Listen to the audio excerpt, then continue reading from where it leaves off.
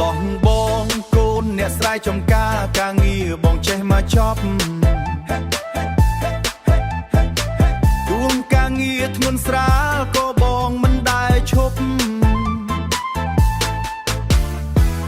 ជួស្រែដាំដំណាំលាងចានដាំបាយ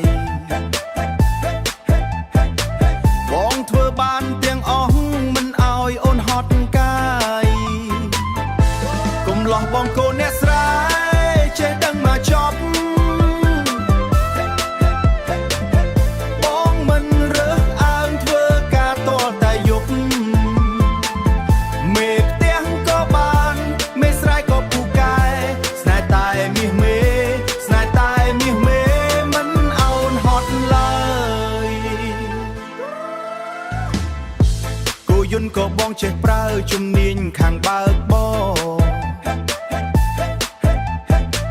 តែបើប្រេងសាំងឡើងថ្លៃក៏បងមិនដែលអ៊ូក៏មិនភ័យ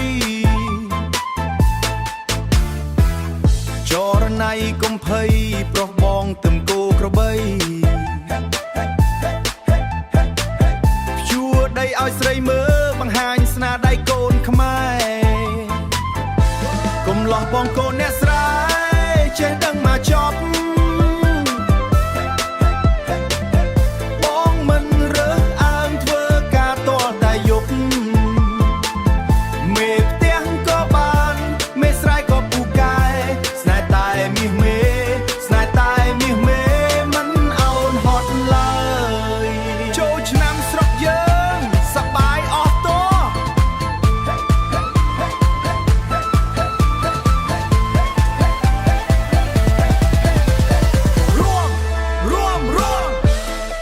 ពួយផប់កូនអ្នកស្រែស្មោះតែអូនម្នាក់ជួបគ្នាពេលរំចាំបងទៅសុំ